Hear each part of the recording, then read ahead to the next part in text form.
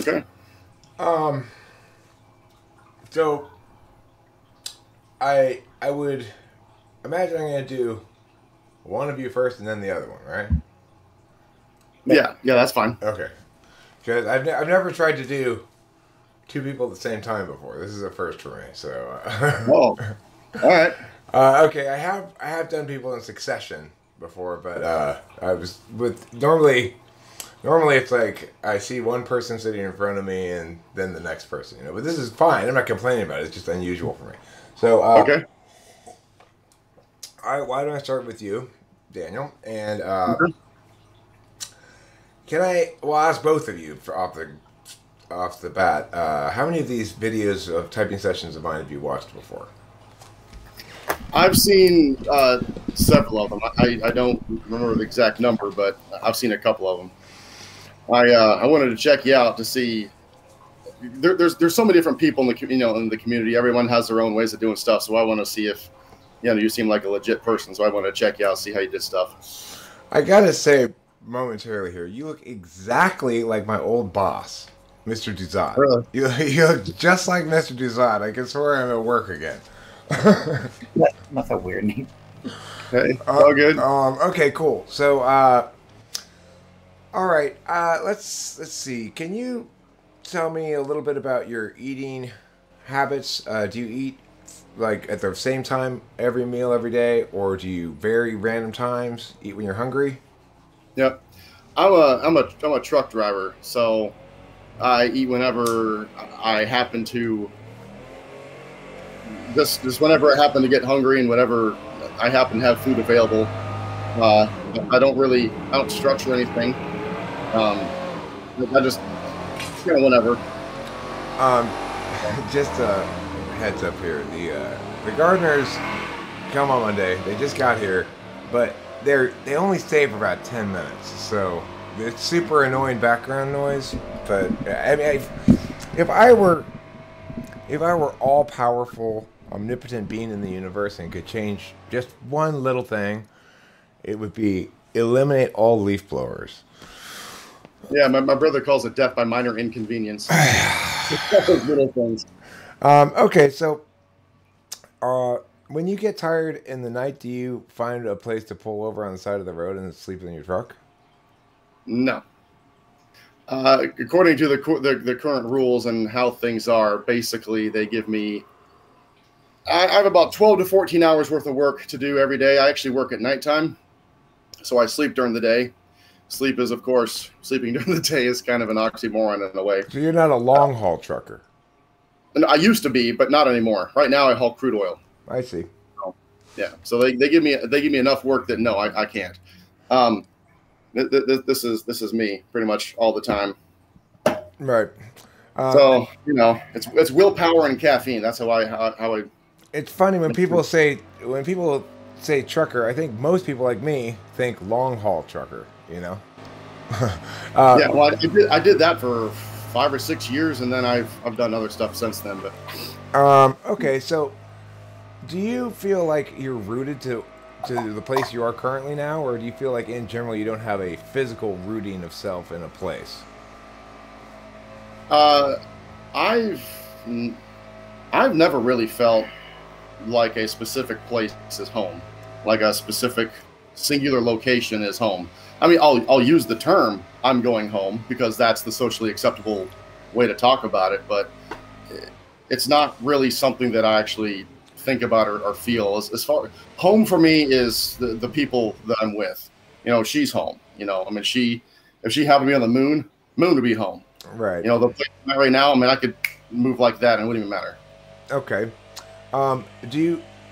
When you think of doing something that's both new to you and exciting to think about, is it more likely to be traveling to a distant location or doing something close by that you've never done before, or reading something new, or writing something new, or where do you find newness in your life?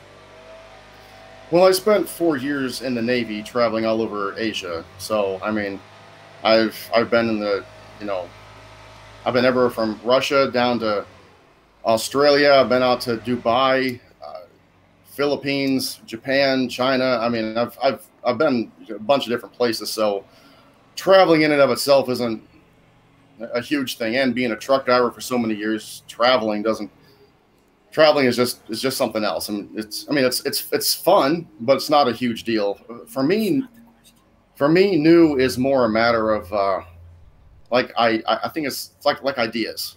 Okay. I think ideas are mostly where my newness tends to come from. So when you consume media, what's your favorite kind of media to consume, or what kind of media do you consume most often? Is it informational, like videos?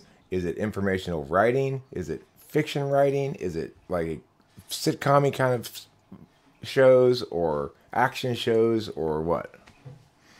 Well, most of my information is going to be either books that I'm reading, or it's going to be videos, information, things like that. I'm kind of an information junkie in a way. Mm-hmm. Okay, can you? I like comedies and other stuff like that, but that's not primarily what I tend to be attracted to. Can you explain the reasoning behind the rule that if somebody rear ends you, they're always at fault? Well, that is basically a legal thing. The idea is that if somebody rear ends you, they're following too close. There's supposed to be a minimum distance following. So even if the person in front of you slams on their brakes, you're supposed to be so far back that you'd have plenty of time to react. Of course, no one ever does, but that's the idea. And do you think that that's that's how it should be done?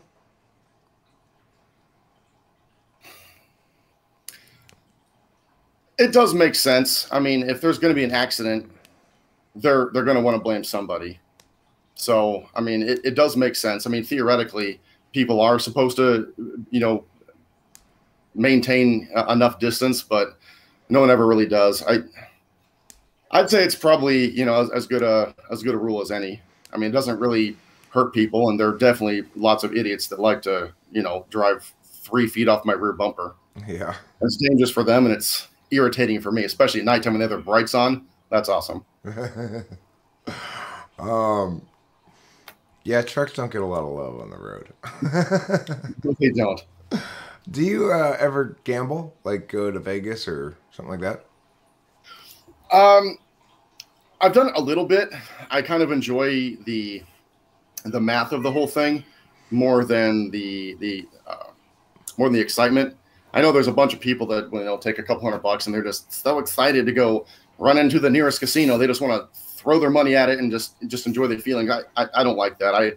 I like trying to be able to beat something, using math as much as possible, stuff like that. I don't do a whole lot. It's only been a little bit here and there. I've read up on it and I've done it a few times, but I'm not real big into it. Okay. If you were tasked to write one of two possible things, an essay on a political matter or an essay on how to have a healthy relationship, which would you rather write? Probably the healthy relationship. The first one sounds like sandpaper on my face. Okay. What about healthy relationship or short story? Essay about a healthy relationship or a short story? I think it'd be more fun to write this short story. Okay. I mean, I'd probably actually be better. That the end product would probably be better if I was writing, more like a how-to. But I think it'd be more fun to write the short story. Okay. Now let's imagine an essay contest in which there are 5 competitors, and each of them has to write 3 essays. One of them about how to have a healthy relationship. One of them about why frogs are important to the ecosystem. And one of them about what kind of hat to wear if you're going to a wedding in the summer. And you can either be a competitor in this contest or a judge of the contest. First, I'd like you to answer which you'd rather do, and then which you think you'd be better at. In other words, assuming the judges there's a huge panel of judges that you don't get to see that are also judging it. And your judging score will be measured against the mean. I think it'd be more fun to judge. I'd like to see what everyone else came up with. I haven't done a lot of writing. I mean, I wrote some poetry when I was younger. You know, as a teenager, I had some, you know, dark feelings and blah, blah, blah, all that normal stuff, you know. So poetry was probably the only thing I actually ever really did that had any kind of talent to it. But I'd like to write. I'd like to, you know, I like creating stories and stuff like that. So Okay. I probably would end up actually being better as a judge than actually writing. Okay. Do you think truth is discovered or created? Both. Okay. Well, in some ways, truth is discovered because there is absolute truth. It absolutely does exist, regardless of people's thoughts or feelings or whatever. It does exist. However, as we go through life, there are things that we do that does add to truth. You know, for example, you exist, for example, but it wasn't true 100 years ago that you exist. So it is created in a way. It's true that it wasn't true 100 years ago that I exist. Yep. Are some truths more discovered and some truths more created?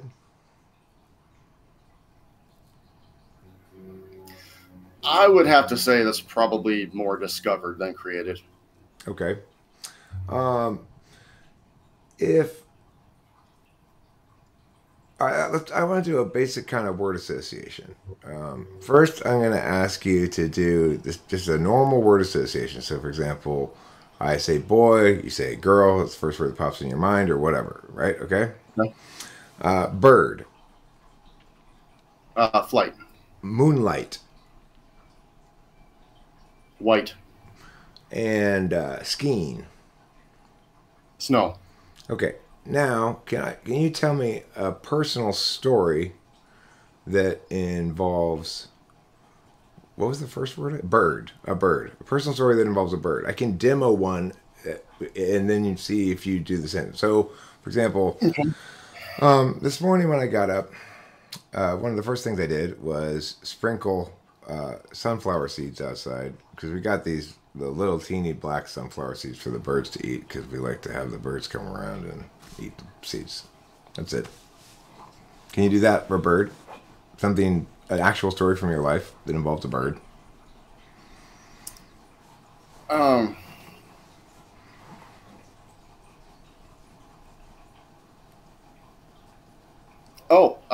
Actually, there's a pigeon, which is a bird, which is perched on.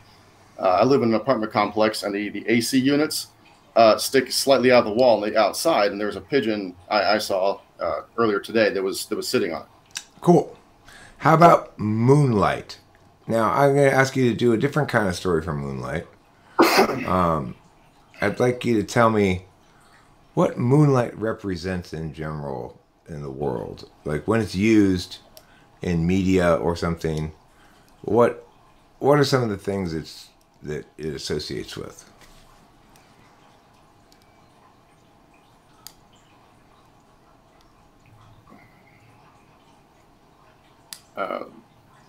Werewolves. Okay. Like werewolves, where something is you know, someone turned into a werewolf. Okay. Now, do you have any personal stories involving Moonlight that you can recall, like the bird story?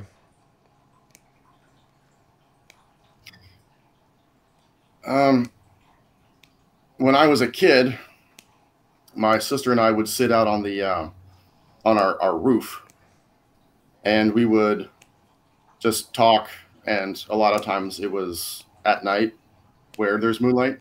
Okay. And then for the last one, skiing, can you tell me a movie, book, or story you've seen, or TV show you've seen, that you remember a scene in it which involves skiing?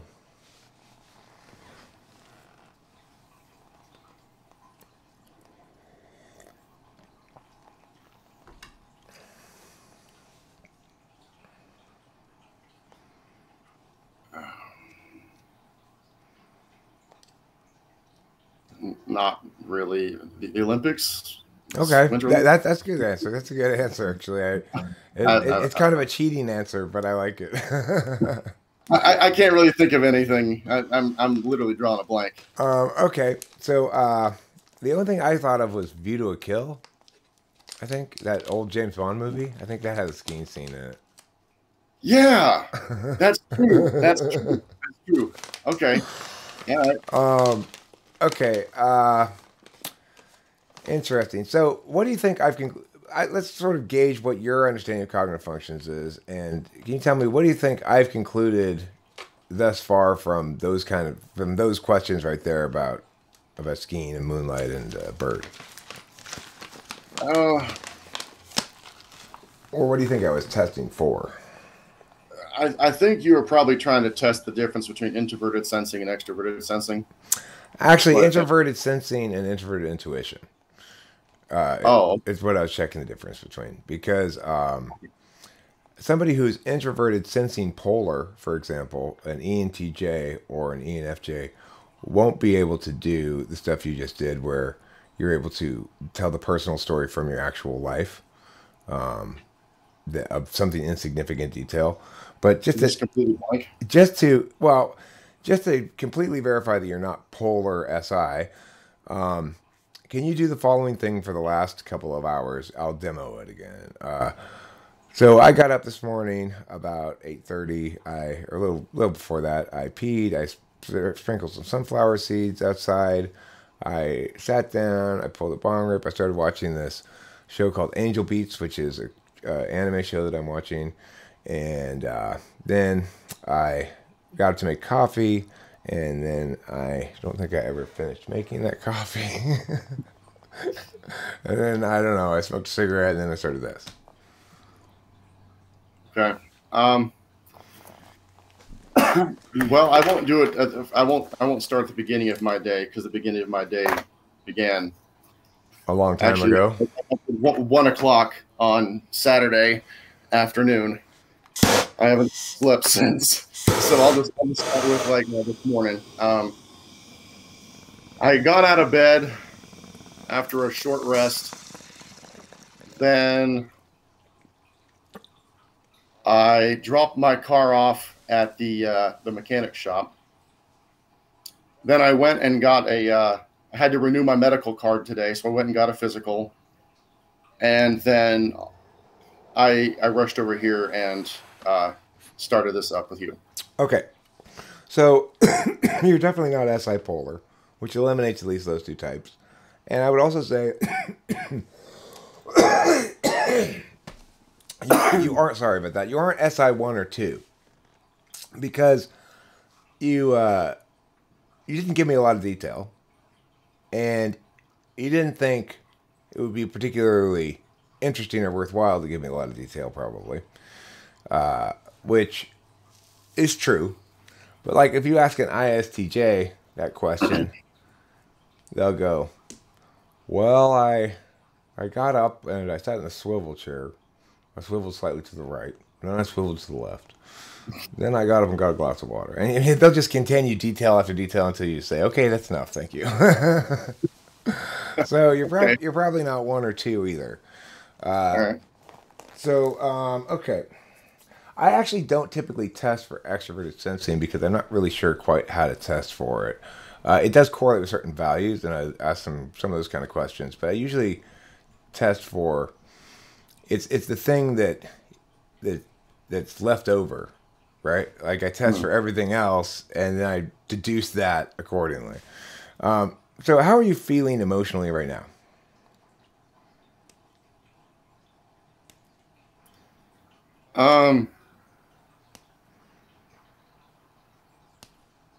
I'm a little happier than I guess normal. I'm not like hyper excited, but I'm a little happy. Okay. I've been looking at the stuff for a while, so doing this, it's bringing me up a little bit. When you are mad, are you always mad at something, or sometimes are you just mad for nothing in particular? Oh no, there's always a reason. 100% every time. Okay. Is the same thing true of sad?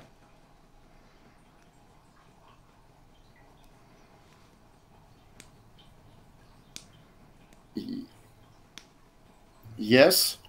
I mean, I don't really feel sad too often, but there's always there's always some reason for an emotion. I mean, emotions aren't just there. Is the same thing true of happy? There's always a reason to be happy.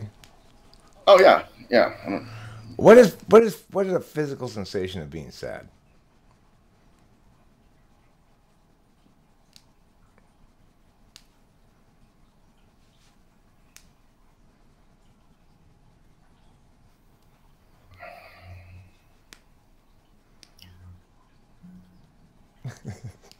uh, I'm not sure. I don't know. It's like a lump in the throat, you know, or like a heaviness in your chest, maybe. No, emotions don't. Aside from anger, I don't know. I don't. I'm sure there probably is. I'm not really paying attention to it now. Anger, that definitely feels some. That anger or like rage is like a combination of like in the middle of my chest and my lower back. It's like this. I don't know. It's like they're connecting somewhere in my body, and then kind of like explodes outward. Like that one, I'm more familiar with, but I'm sadness. I don't know how to answer that one. If you had to, which would you rather drown, a kitten or a puppy? Puppy. Why? Did he say kick on the ground? No. No, if you had to drown a kitten or a puppy, Oh, good lord. which one would you drown and why? Oh, my. Yeah, no, it's morbid. You went straight to puppy. Yes, puppy. Yeah, puppy. Well, okay. Well, first of all, it makes more sense because if you're going to try to drown a puppy, I mean, if you're drown an animal, it's going to be flailing, trying to fight back. Cats have claws; they're more likely to scratch you. All So right, thank you. That's perfect. Okay, so you're definitely not an introverted feeler. So there's zero chance of that. And you basically, I don't really technically have an FI polar test that's reliable, but you just tested positive for FI polar. I mean, the thing is, an FI Dom will sometimes refuse to answer the question, which would you rather drown, a kitten or a puppy? Or they'll be tortured back and forth over the question. But you and I as well both see it as simply a hypothetical that is designed to test how you react to the hypothetical. And also, well, let me ask you this question. I'm going to ask you the chicken or the rooster question, okay? So, have you heard the question before? I don't think so. All right, so this is a true story, by the way. There was a hen in England that was part of a flock of hens, and it had one of its ovaries damaged. And upon having its ovary damaged, it grew feathers like a rooster. It started cock-a-doodle-dooing like a rooster. When a hawk would come over, it would stand up and be like, rah, rah, rah, like a rooster would, and tell the chickens to go hide under the thing, and the hens would go hide. And then it would even dig up treats for the hens, its favorite hens, like a rooster would. Now, the question is, was it a chicken or was it a hen or a rooster? It's a hen. Okay. It's a hen that's behaving like a rooster. Right. Okay. It has external behavior, doesn't change what it actually is. Okay. So your 2-3 is pretty definitive here. Is TIFE. So TI tool function. The difference between TI tool function and TI dominant is in part be able to be seen by that question. So if asked that question, I too will give an answer directly and say either hen or rooster, because I think the question is asked in order for me to take a position on it so that it can either be argued or discussed or whatever, TI DOMs typically will say, well, under this frame of reference, it's a hen. Under that frame of reference, it's a rooster. Which is to say, we may both also be aware of that, but we expect the questioner has asked the question because they want us to give an answer, not because they want us to hedge on the matter, right? So that's textbook TI tool, and you're pretty clearly TI tool FI polar, which limits you down to 2 possible types. A quick question: what is polar? What position is that? That's the 7th slot. It's the blind spot. Okay. So whatever a person's tool function is, the other kind of that function is their blind spot. So since you and I both have a logical deliberation function as our tool function, let's say introverted thinking, which is a objective reasoning. That means since we always use objective reasoning in doing our analyses, we never really pay attention to our own feelings. So it's a matter of we don't exactly know what's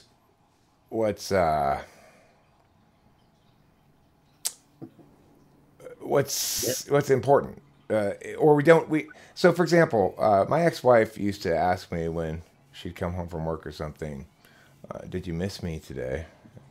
And I said, "No. Why would I miss you today? I was busy. I was doing things. Why would I be missing you? You know." But it doesn't mean that I didn't love her or something. You know. Same thing with my daughter. Also, is the same. She's FI polar like me, and even though we love each other a great deal, we don't really think to spend time together because we're both busy with our own shit. You know. Mm-hmm. And the other thing about FI polar is there's an expectation that if there's a conflict, it goes like this: fight, agree, and then both people back down to 0 emotionally immediately. That's the expectation. Now, most people don't do that, but it's made it easy with me and my daughter because we both do that. So all of our life we had these big fights, like okay, I'm sorry too, hug, make up, we're done.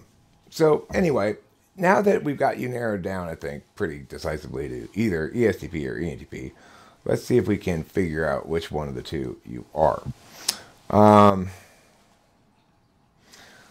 I would like to ask you have you heard the troll question? Troll? No, I don't think so. Okay. It's a story question. I'm going to give you a scenario in which you're the dictator in the story. You've got a council of people you could consult. You've got townspeople you can order around. You can do things or whatever. And set you up with a situation that I'm going to ask you to solve, okay? Now, you can ask me the narrator questions as well about the world or the situation, or you can deal with the other characters. You can talk to them directly, and I'll take on the role of that character and talk to you in from that character's perspective, okay? So here's the situation. There's a town. It's the Middle Ages. You're the lord of the town. Your town is split in two by a river. On one half of the river, there are the farms and all the foodstuffs. On the other half of the river, there are the merchants and the village people and stuff like that. The river is crossed by a bridge, but your bridge washes out. Now, for places where there are no bridges, there's a species of troll called a river troll, and what their specialty is, their magic power is, they can run up to any boat in the water that's carrying food and extract 10% of the food from that boat and run away before anybody can see them or stop them or anything. It doesn't matter how well hidden it is or anything. If it's one crust of bread, they'll take 10% of that. If it's one dead cow, they'll take 10% of that. And they refer to it as the troll tax. Now, since your bridge is washed out and it's just about winter time, you have only enough food stored up on the other side of the river to feed all your people and nobody starve during the winter. However, the troll has come and started taking 10% of every load of food you take across in boats since your bridge has washed out. Now, if you can let him continue to do this, a lot of people are going to starve, or like 10% of your people are going to starve. So the people are saying, we've got to do something about this. Help us, Mayor, Lord Mayor of the town. What do you do?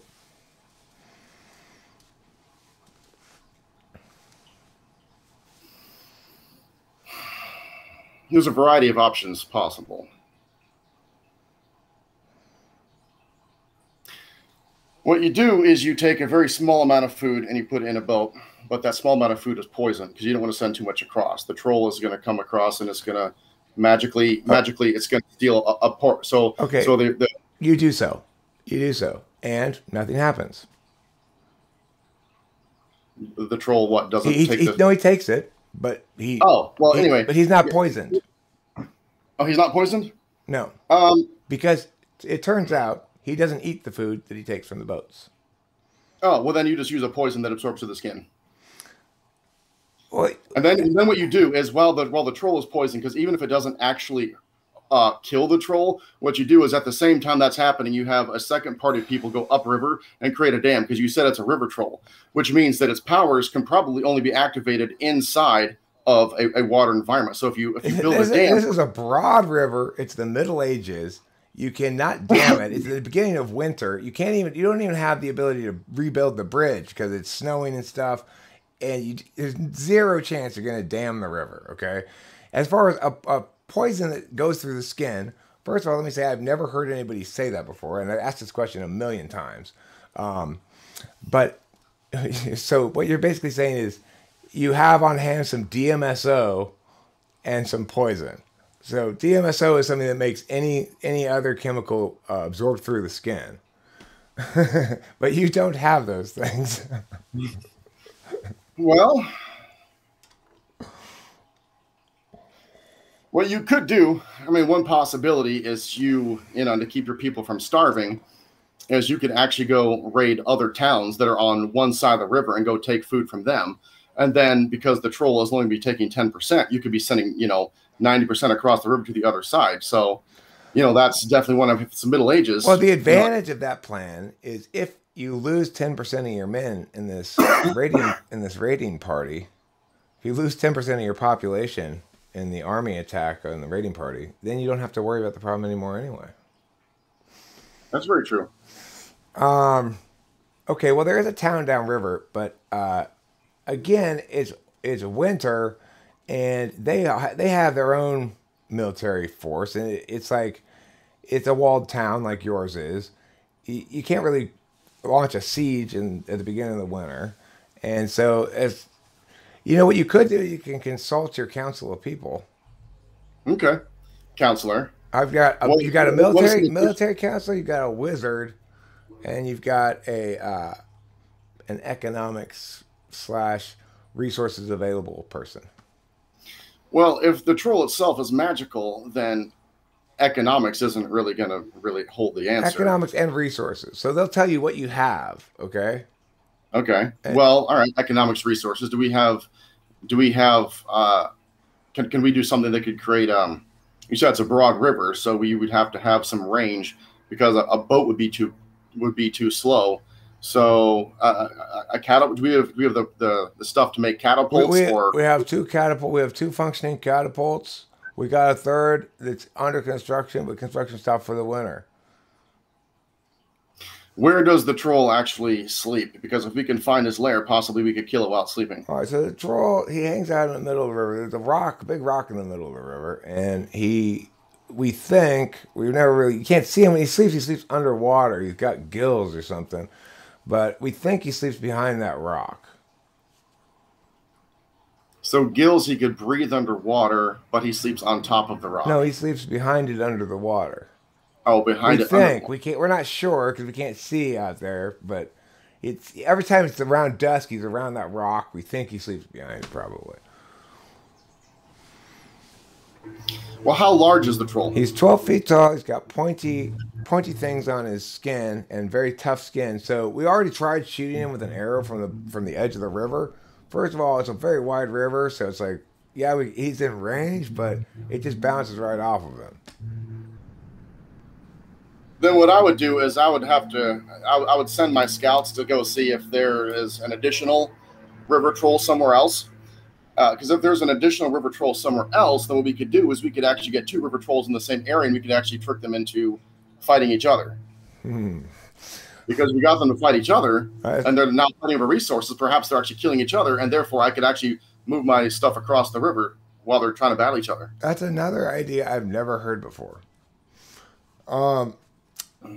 Okay, so There is actually a neat and tidy answer to this. Let me ask your girlfriend right now. Do you happen to know what the neat and tidy answer to this question is? Pay the fool? He doesn't take money. He only takes troll dollars, which he gets from No, us. I meant pay him with the food and make sure that. Well, if you give them your food, then there's people just continue to starve. Well, if the answer is not in defeating the troll, then maybe the troll is territorial and it's just going to stay in the area. Maybe if it's almost winter but not quite, maybe there's a possibility of moving your own people. Because I mean, if you can't take the troll out, maybe just go somewhere else. Well, at least you have shelter where you are. Wait, he's a river troll, right? He's a river troll. So just relocate somewhere where there's not water. No. I don't know. The answer is move the people, not the food, across the river. Oh. That makes sense. That's one answer. The thing is, I've had people solve it in various ways. Another possible way to solve it is to fish in the river. You can't hunt because there's not enough game, but you can fish. Another possible way to solve it is you can poison the troll, but you have to figure out what he eats first. He eats the giant catfish in the river. Now, of course, I've had somebody learn this and then proceed to poison the giant catfish with a slow-acting poison that then poisons the troll, rather than simply eat the catfish. But well, when you were saying that the poisons weren't working, I was actually thinking that perhaps you could poison the water, so it would it would actually poison the troll just because you're making its own. You need a shit ton of poison to poison this whole big river. He doesn't. I mean, he could just go like on top of the rock and wait for the poison to pass by. Well, here's that. I mean, since it's completely hypothetical, you could always get your inventors and you could invent a way to go over, or depending on what the powers the wizard has. I mean, if it's fantastical, you can get crazy. Well, there's all kinds of stuff you could do. The thing is, I've had people pursue lots of different lines of solving it, and it's sort of fallen into some set rules that are the same every time, like the fact that the troll doesn't eat the food, and that if you go recruit help from downriver, you could get some warriors together and a couple catapults, and you can in fact kill the troll, but you have to recruit help. Your idea of going and stealing their shit, it doesn't work. Well, so anyway, but it's a fun question, and it's sort of an extroverted intuition test as well, an extroverted sensing test. So the thing is, the way you approach the question, which is to immediately jump in with actions you're going to take, is typically more suggestive of extroverted sensing than extroverted intuition. But let's do some more questions about this sort of stuff and see where we're at. Can you tell me how many words can you think of that start with the letters SCR? SCR. Scream. Mm-hmm.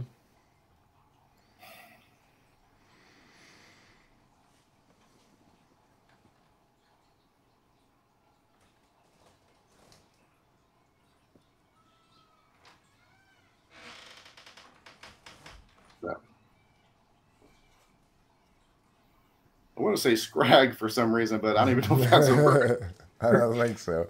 Scrap, scrape. Yeah. How many words can you think of? What's your name again? I'm sorry, I forgot your name. Brook. Brook. How many can you think of, Brook? Ramble, scribble, scratch, scruff, scrump. Scranton. Scranton is my favorite answer to that question. Okay. I'm going to say one line, and I want you to make a line that rhymes with it. Okay. Okay. So, I'd like to eat 100 pounds of cheese.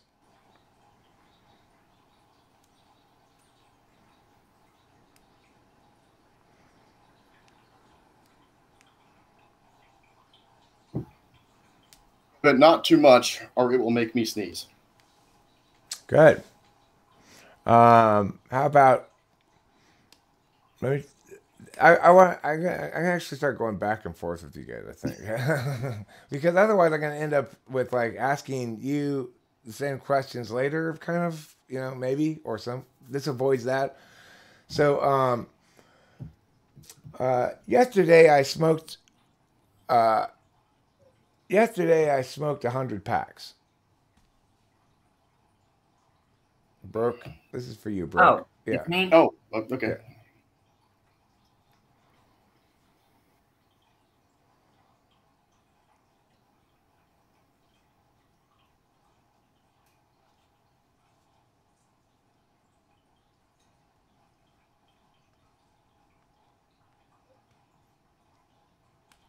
Yesterday I smoked 100 packs, and then I fell off the rack. Okay. All right. Um, Daniel, how many reasons can you think of to invade Canada?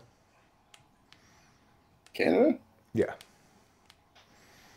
Oh, let's see. Their natural resources, because we can. We want to use it as a launching pad in order to overtake Iceland. We hate We- hate Canadians. Yeah. we don't Sure, why- we don't really hate you Canadians. We love you so much, we want to rule you. Brooke, how many reasons can you think of why a person might want to join the army? Do you want me to list off the reasons? Yeah. To serve and protect their country, to pay for college, to support their family, to build a career with it, to travel when they can't possibly afford to travel, because some people do that. Some get drafted. They don't really do that right now, but back when, It's a lot of reasons. to get away from their family. To play with guns. Yeah. That's a very good reason. Okay, interesting. So, I like your mug. oh, thanks. My clients got it for me. When they went up to Northern California. Yeah, my clients, they both play for the LA Philharmonic. So until COVID, they used to travel around and they'd bring me back stuff like, when they'd leave the country, they'd bring me back real Cuban cigars. Well, that's up your alley. Yeah, but nowadays, they're basically just sitting on the sideline waiting for, like, the Philharmonic's going to be the very last thing in the world to come back from COVID or something. I don't know. Okay, so interesting on the extroverted intuition. Let me think of some more extroverted intuition tests. So, are you guys familiar with the Inky Pinky test? The hell is that? Yes. I'll give you two examples. Okay, here we go. I've tried. I'll give you two examples. Okay, so the first example is the clue will be something like hilltop water spout. Okay, and you'll be told it's an Inky Pinky. The answer is mountain fountain. So the answer to these problems always rhymes. So, like, another example is roadway flesh. It's an ink pink. The answer is street meat. Is what he's doing? He'll take the idea of street and meat, and he'll put them together. So the answer is street meat. What he's doing is he's taking street and he'll call it like a road, Right. or the meat, call it like a, I don't know, something dead flesh or something like that. So you kind of like try to work. So work let's try some simple ones, Daniel. It's hard. Let's try some simple ones, Daniel, and we'll demonstrate the concept. Okay. Yeah, leave me out of it. So this is a jacket that you wear on a sailing vessel, and it's an ink pink. A jacket on a sailing vessel. Life. Boat coat? Exactly. Boat coat. Yeah. Okay. Coat boat. Okay. It's a boat coat. It's a coat, Sailing you wear on the boat. And a jacket is also known as a coat. So it's coat boat.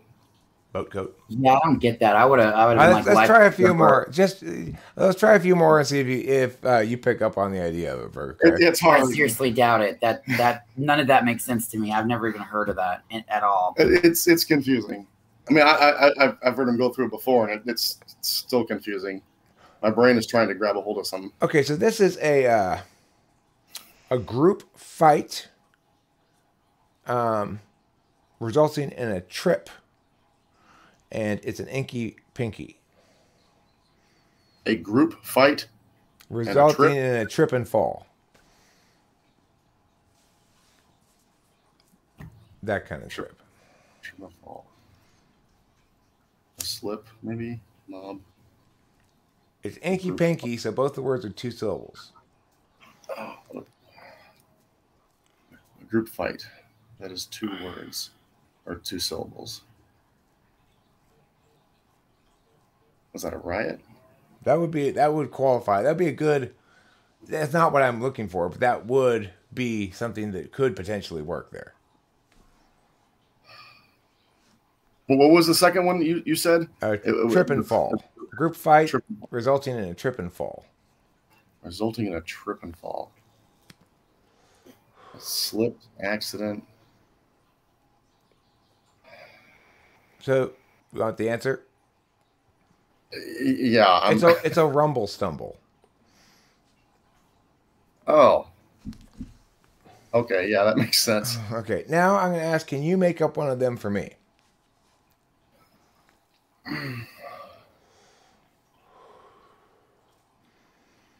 Economically disadvantaged. Portal. Poor whore? A poor whore? I mean, I think it's a little bit objectifying to call her a portal, but I get it. I was gonna say it's a poor door. Oh, it's a poor door. Portal. That makes a lot more sense, actually. That makes a lot more sense, yeah. Well, there's a door behind you. So what rhymes with door? Okay, well, cool. So what you just demonstrated there when talking about the door behind me is what is true of, I think, all uses of extroverted intuition, which is they're sourced usually from either something that's seen in the external field like this or something from your memory. So, for example, when okay, well, let's play the new invention game. I'm going to come up with a new invention, and I'd like you to come up with as many good, snappy marketing names for it as possible, okay? So the invention is a chainsaw that has attached to it a strobe light so that you can dance while you're doing yard work. Strobe cutter. Saw light.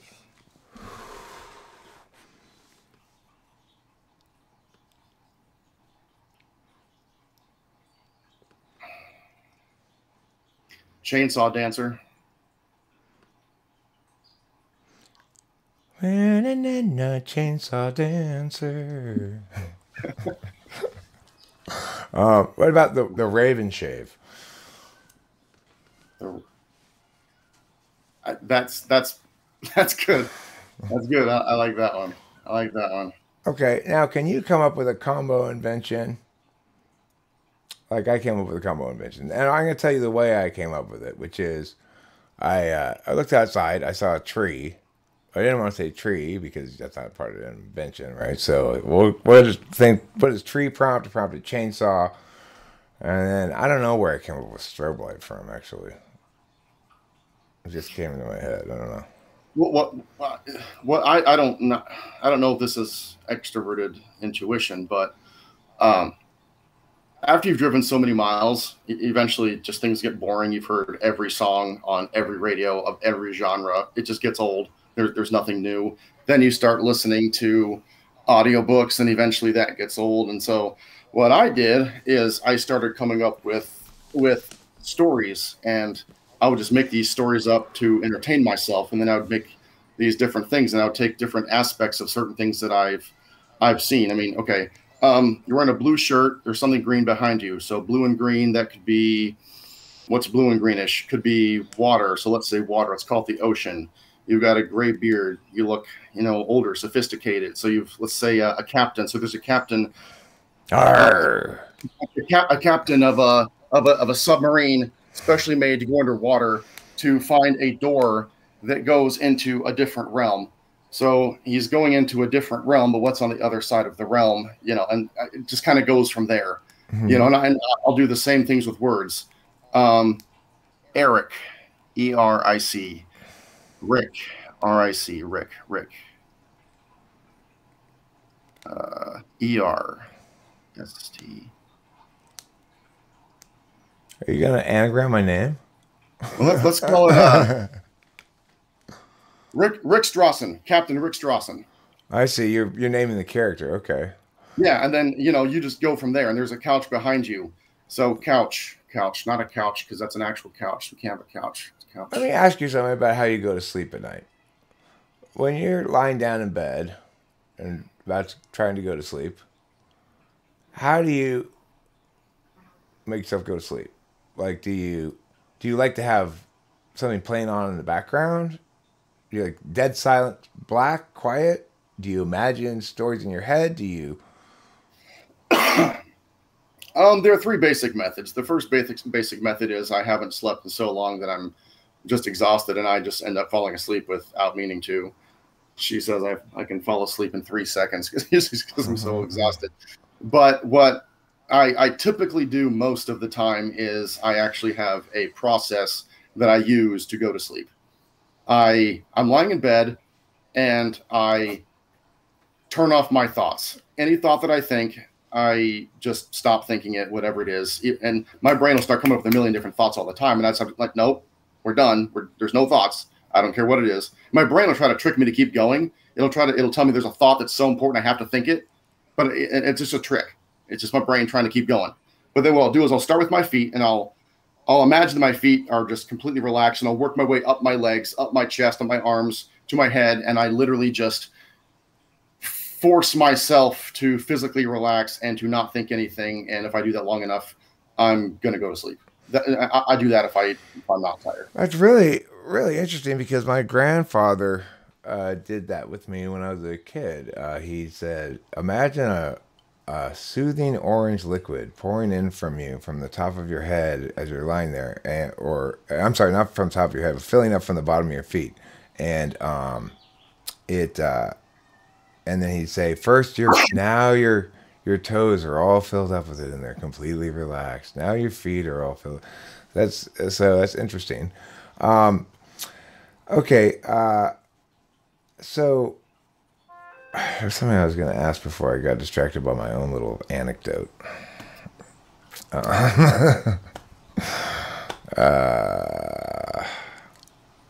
Okay.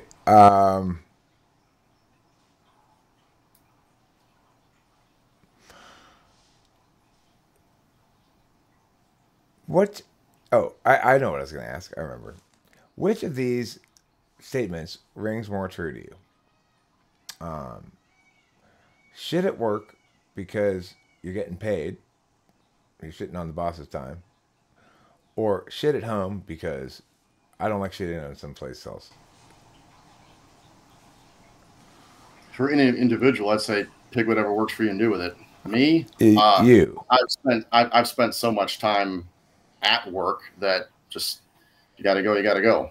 So I mean, wherever you are, whatever you're doing, and as a trucker, you don't have a lot of options, So sometimes you gotta plan your trips.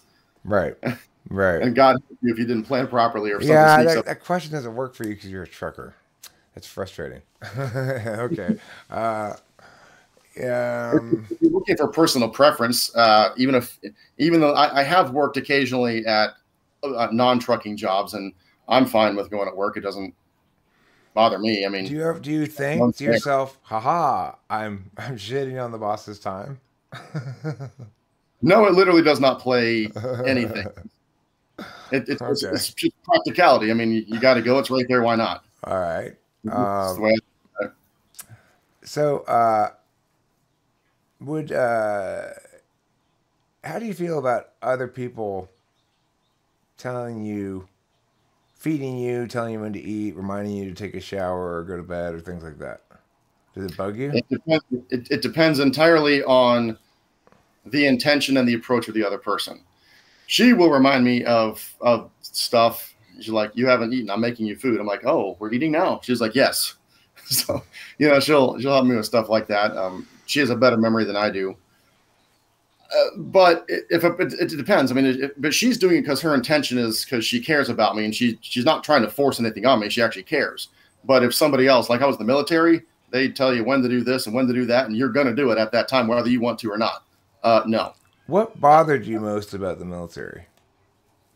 The incompetence of people that were above me.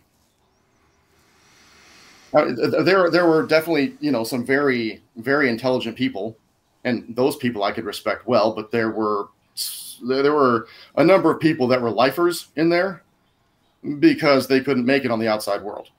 The fact that they could advance just because there's a thing called P&A, that's called pass but not advance. They would take a test and you would accumulate points even if you didn't pass the test, or you passed the test but you didn't get enough to beat out other people. You get enough points and eventually you're just going to get promoted just because. So in other words, consistent mediocrity is just as good as as something that's exceptional. Yes. No. If you're going to be my boss,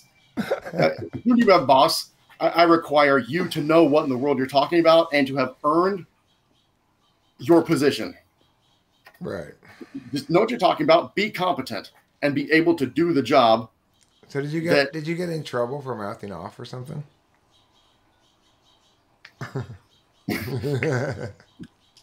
Wow, you laughed at that one. I'm guessing so. I've said a few things here and there. It was completely true. It was all true. I'm sure it was. Some people just don't appreciate the truth as much as others. So, if people are being incompetent or doing or saying things that are just not right or, sir, that's... Okay. I mean, the thing is, I'm pretty confident about your type, but I suspect you think you're an ENTP, but I'm pretty confident you're an ESTP. Really? Yeah. Am I right about you? You were thinking you were an ENTP? Yeah. I was thinking between the two. It just seemed to make a little more sense. Well, here's the thing. You are a very... Yeah. ESTPs are very bright. My daughter's an ESTP. And what you describe about being bored and using your extroverted intuition, it sounds very much like what I did when I was in the leather factory. So it's like when I worked at a leather factory for like 2 weeks as a temp job in college, it was the most torturous 2 weeks of my life because it was just, I had like 3 different jobs that I did. One was I had to take a dime and scrape off little specks of extra dye that got on the leather thing. That was very dull. And another thing I had to do was take the thing, the wet one, put it on the stick that went around, and then when the dry ones came around, after having dried, take it off and put it on the other pile. So, that's a pretty boring job, too.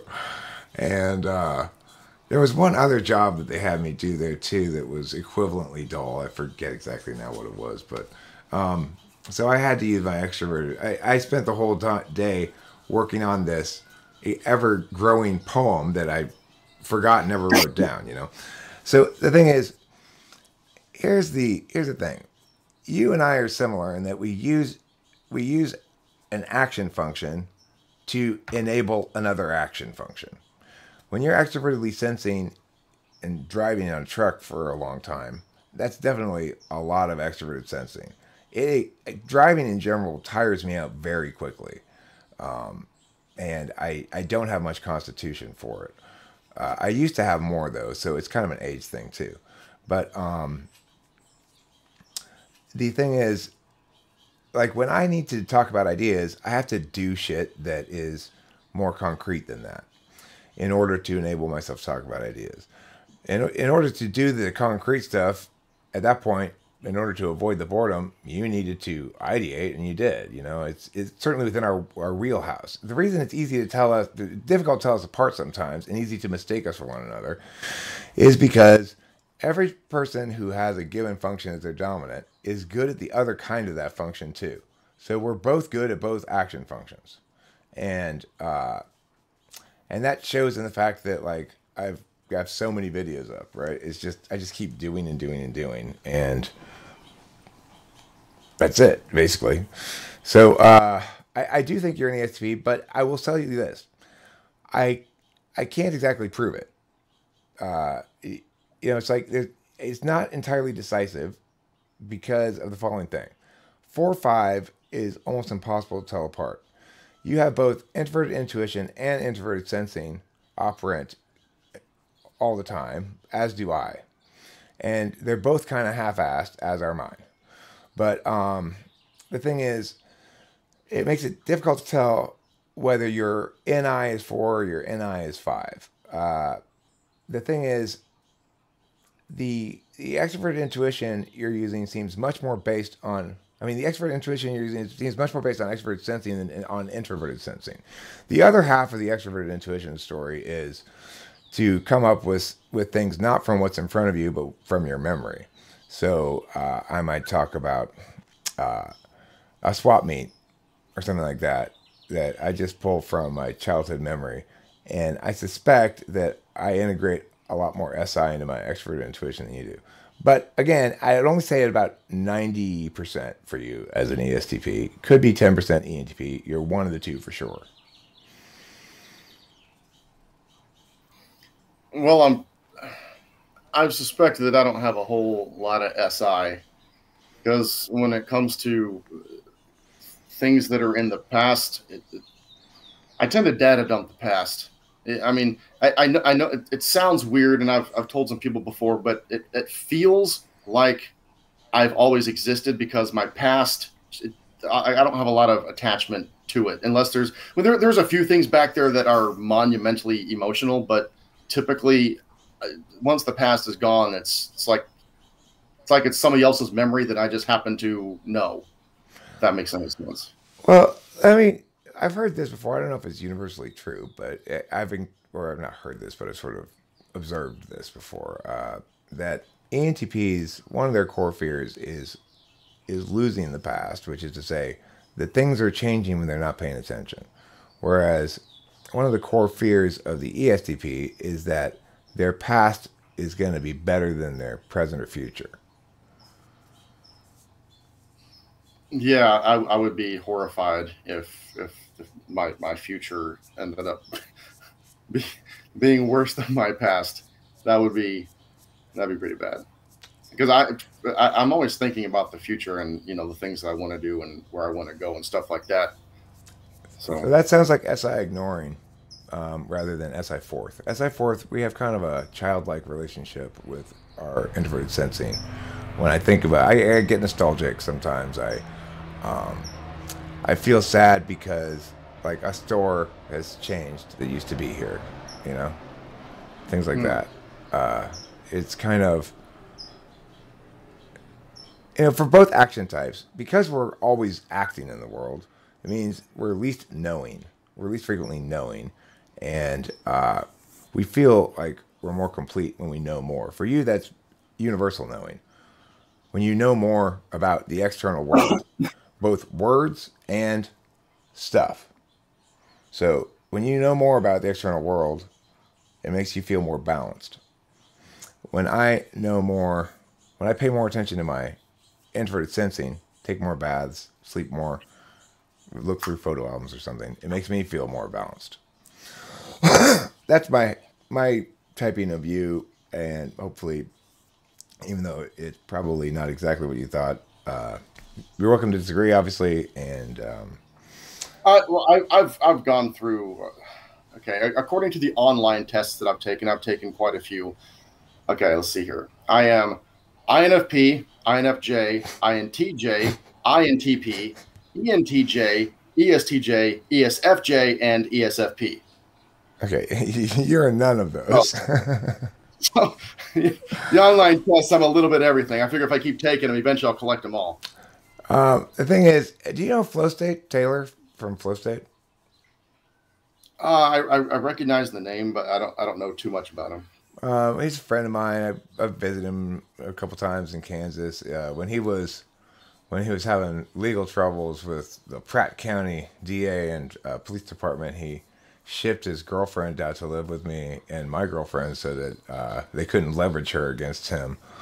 It was pretty shady business they were pulling.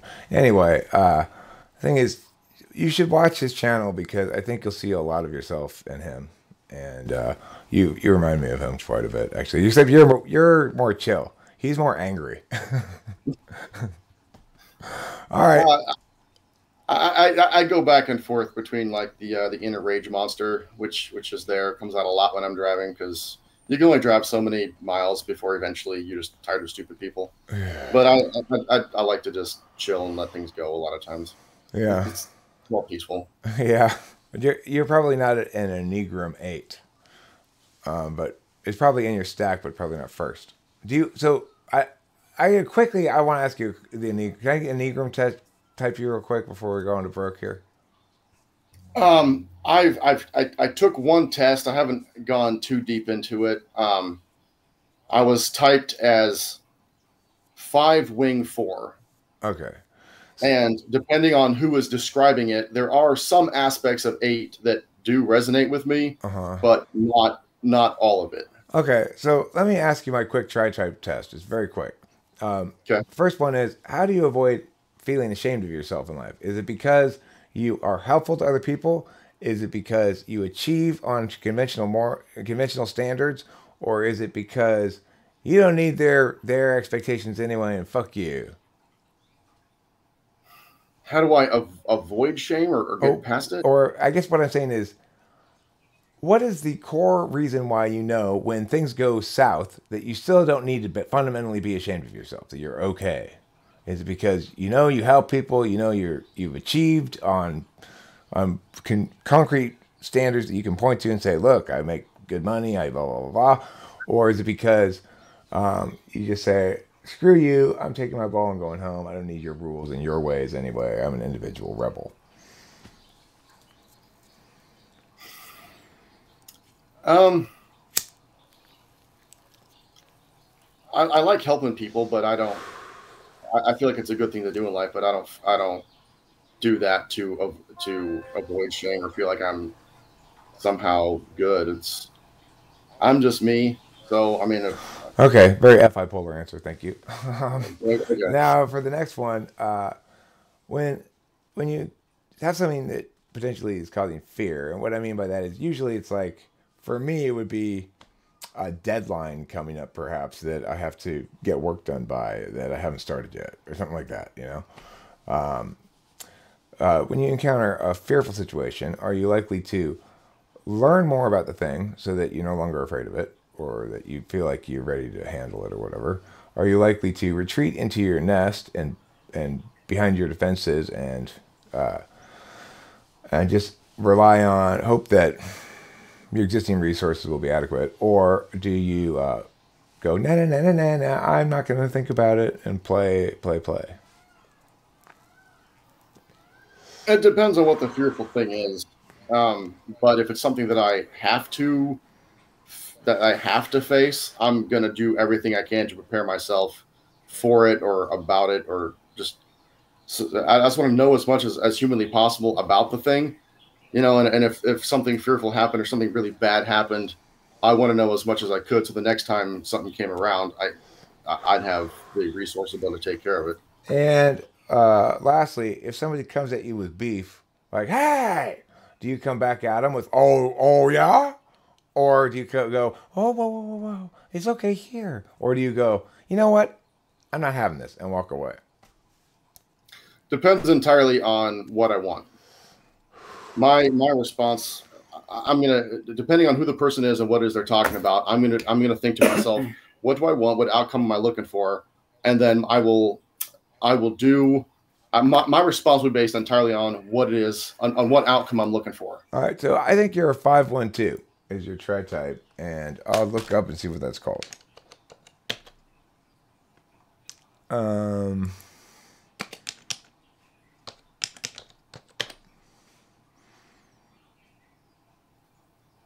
It's called the mentor. But let me find specifically what 512 variant is called.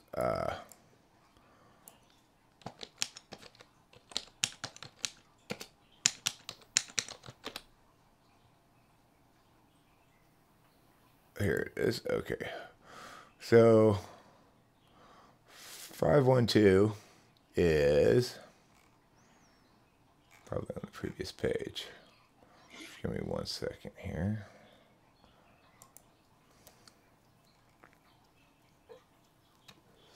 "512 is called the Professor. Precise, disciplined, ethical, high ideals, crusade for system or ideals they believe will help humankind."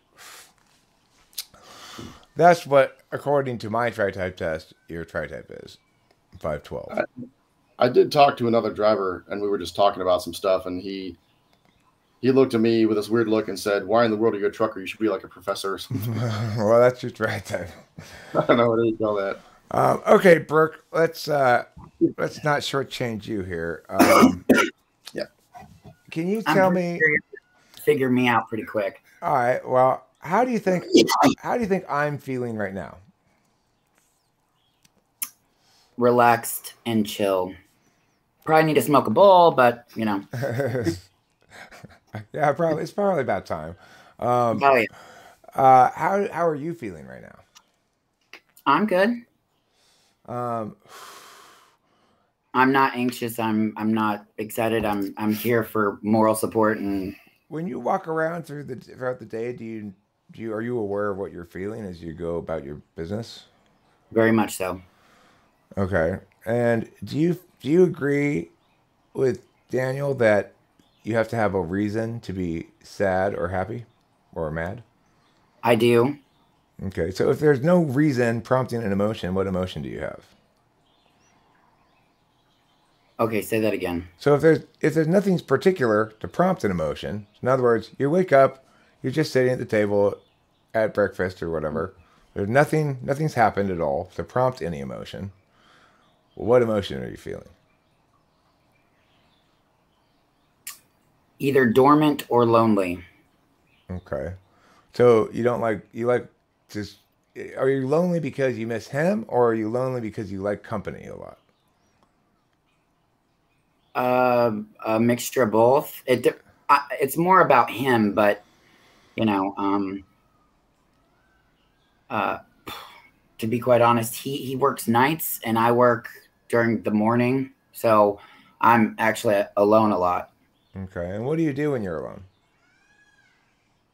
Try to keep busy. I paint, clean, cook. What do you tell me about your painting? Okay. Do you paint, like, what kind of things do you paint? Well, I can't paint like people, like realism stuff, like that kind of thing. But well, here's cool. Yeah, apparently Daniel's grabbing one of them. He's not there right now. So I threw my cigarette, but I missed outside the door, so I had to move it because it landed on the. Oh, cool! It's like a landscape. Yeah, pretty much. It's a cherry blossom tree with, on a cliff with the moonlight. It's like, 'cause it's a little bit pixelated. I thought it was like a castle spire or something, and then there was like a big pink explosion in the background or something. No, it's a tree. It's great. It's fantastic. That's great. I'm I'm very creative. Do you take photos with your phone too? I do. I mean, I took photography in high school. I mean, it wasn't not. I enjoy taking pictures, but not with my phone. It's usually with a. Well, I mean, I do take pictures with my phone, but they're not really ones that I use. I usually use a good camera that I have. Okay. Do you promote your art, or do you sell your art at all? No, it's just for fun. It's just hanging on our wall. I mean, maybe someday if anybody was interested, which I seriously doubt. But Um, so would you say so? You'd agree probably with the statement that you feel like you can express yourself better in images than in words, or no? both, Both? Do you write both. poetry or something like that? I have when I was younger. I mean, I can if the mood strikes me, I will. Do you play a musical instrument? Violin. I played since I was 5. What kind of like do you play like classical violin or like bluegrass or what? I was classically trained, but I write a lot of my own music too. So it kind of varies in between like classical pop. I guess I kind of make up my Do own you stuff. sing too?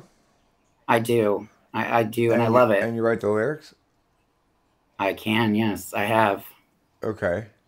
So do you record music? No. I mean, I never have. I probably could if I wanted to. So so you just have in your own memory your songs? You mean What you've written? what? The songs you've written. No, I write it down on sheet music. Oh, you actually write like notes on sheet music. Yes. Oh, wow. That's pretty impressive. Um, okay, cool. So, do you write a song where you're playing notes on the violin and singing at the same time? I can. I have. I have before.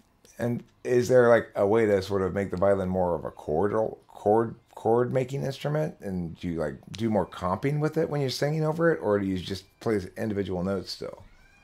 I've done both. I've actually, it's plucking. I can pluck while I sing, or I actually string, strum like normal and sing while I'm playing. Oh, cool. And are you in a band or anything?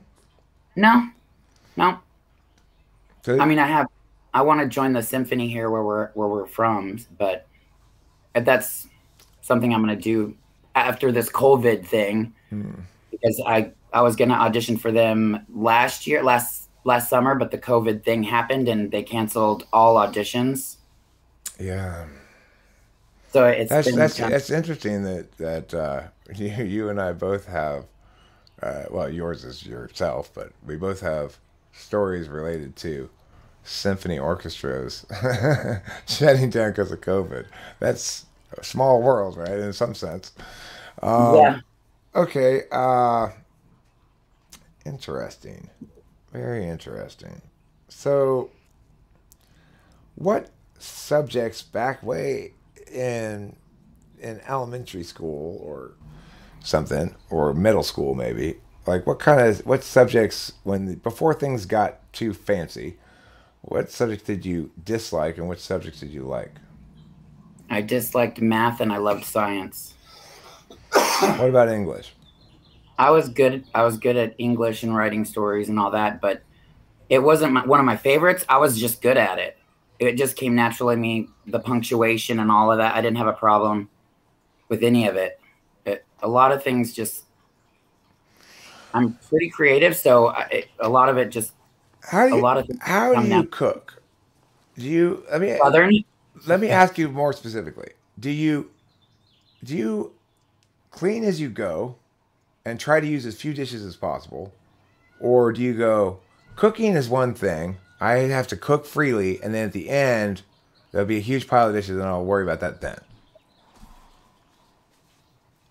I kind of do both, but mostly it's I cook and then worry about it later. Okay. Can you break the task of curling your hair into 6 steps exactly? I know you don't Yeah. curl your hair. I see that, but Well, I do a lot at times, but yeah, I can. okay. Can you do that for me? You want me to like with a curling iron or just Yeah, with a or curling iron. Break it down to exactly 6 steps. you just section your hair and my hair's pretty thin, so I mean, I could literally grab this piece and just curl it, and half my like a third of my hair is already curled. So if you do it in sections, it makes it easier. Okay, can you break brushing your teeth into exactly 6 steps? Yeah. Go ahead. Okay. Well, obviously you prepare your toothbrush with toothpaste. Brush the top really well. Brush the bottom, the sides, tongue, spit, and use mouthwash. That's 7. Okay. Well, But at least you keep it clean. yes. Okay, let's see here. If something breaks, like say, okay, let's say this: the freezer is not cold enough. The ice cream is too soft in the freezer. What do you do? Do you try to fix it in some sense yourself, or do you just tell Daniel? First, I try to fix it. How do you go about trying to fix that? Figure out what's wrong. Maybe the temperature is lower than normal, and check to see that, and turn the knob and see, make it get colder by that way. Or if it's actually like a part, like it needs Freon or whatever, you can check the back and feel it. If the coils are hot, you can just actually re-Freon it up. In a sense, I don't know how to do that, but I'm sure I can look it up and find a way. Interesting. Okay. All right. Can you tell me what you had for lunch yesterday? Yeah. What? Nothing. How about dinner? How about dinner? Dinner, I made flat enchiladas. Okay.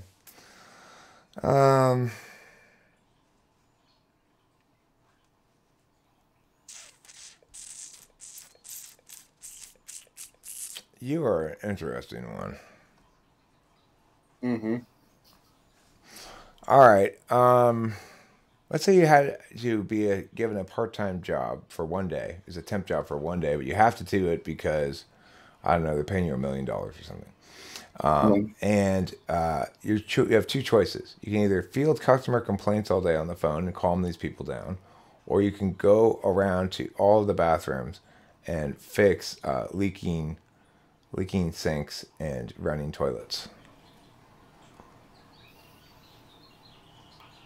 Fix stuff. I'd rather deal with that than bitching people, but I'm good at defusing people too. Okay. Apparently. What's a good universal strategy for diffusing people? Apologize, and try to fix the problem with whatever issue they're having. What if you didn't do anything wrong? Should you still apologize? You never do. I'm okay. Well, I was a nurse for many years, and then I went into pharmacy. And the other day, I had probably 3 customers that chewed me out for no reason that was no fault of my own, and I handled it and defused it very easily. So it's not something that is hard for me to do. I like a challenge. That's why I would rather work on something than dealing with people bitching at me. I can handle that and defuse it easily. It's the working on something that would grab my attention because it's actually active, and I would feel more comfortable having a problem solve that than dealing with some Joe Blow that's bitching at me because whatever reason. But that's really easy to deal with for me. In which way would you prefer Daniel to fail? Would you prefer for him to lie to you about the past, or promise to do something and then fail to follow through about it in the future? Which would I prefer? Yeah. Neither. Well, yeah, but he's gonna. In this story, he fails in one of those 2 ways, and you get to choose. The second, I'd rather him say something and not follow through than lie to me. Okay. I'm not big on lies. Okay. Um. So, do you feel as though you can generally tell when people are lying to you? It depends on the person. After after I get a good sense of what kind of person they are and who they are as a whole, then yeah, I can tell. It kind of takes a little bit of time and getting to know them personally on a personal level to actually see what their tells are. But I mean, if it's just somebody I don't know, they could tell me, the sky's pink, and okay, well, let me go see if it's pink because I won't believe you until I actually like have proof or figure it out. Do you play poker? I don't. I mean, I have, and I'm like naturally good at it, but I don't really. I don't really do it. Yeah, you use the word tells. Well, everybody has tells, like when they lie, some people look a certain way, or they twitch, or they look at their feet or whatever. Everybody has tells of everything that they do. So, I mean, if you just pay attention, you can figure out a lot of people really fast. Okay. I'm going to give you two sentences. I'm going to ask you which of these sentences you better identify with. Okay. The first sentence is, well, we're going to that party tonight. I know I'm easy. I'm going to be fine. It'll be fine. But I'm worried about Judy and Bob because they're going to get upset about this shit, and then we're just going to be all fussy about it, and so we're going to have to try to make sure they're happy. Or is it like, Judy and Bob can worry about their own emotions. I'm worried about whether I'm going to be happy at this party because, I'm not sure I like everybody there.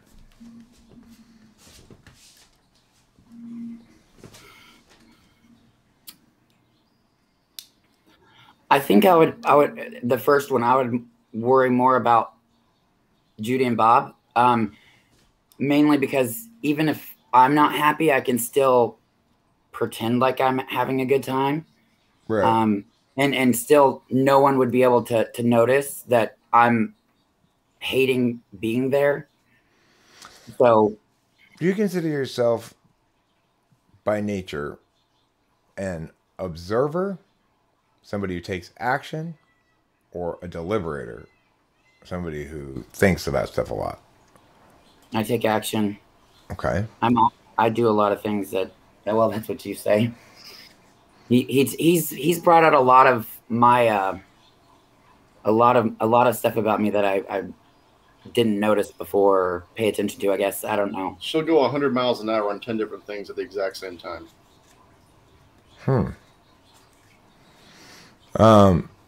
But the overall effect, I get everything done. You get it done. That's kind of You get it done. It's a little chaotic, and I'm confused sometimes watching it work, but you get it done. So would you say it doesn't fit neatly into ordinality, Daniel? I'm going to ask you about Brook for a second. So Okay. It's like when you watch her approach a problem, do you think sometimes, or even maybe even say, like, well, why are you approaching it that way? Or what are you doing? Or something like that? When a problem is presented, the first thing that goes through her head is, what is the first thing I've got to do in order to take pretty much any kind of action at all, and whatever that is, she's on it. But that's one problem. But if she runs into a few other things at the same time, she is perfectly happy to bull charge through an issue. She can use logic, but a lot of times she just succeeds by just sheer tenacity. But when it comes to the multitasking stuff, like last night, she was cooking dinner, she was doing laundry, she was cleaning the house, and she was trying to put stuff away while at the same time, she was trying to bring up some stuff from her to clean out her car at the same time to bring all the stuff upstairs, and it was all going on at the exact same time. You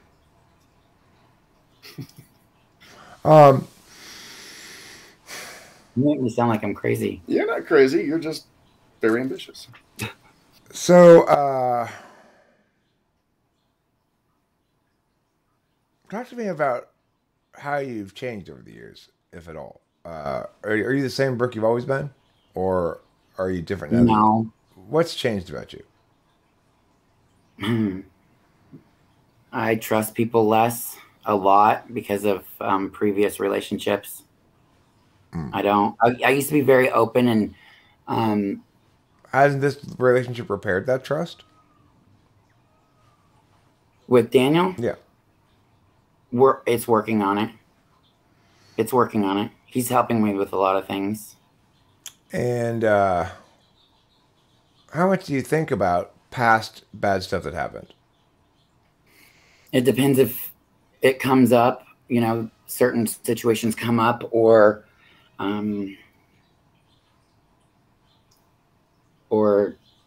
something just seems off. Do you think in the past you've been too agreeable?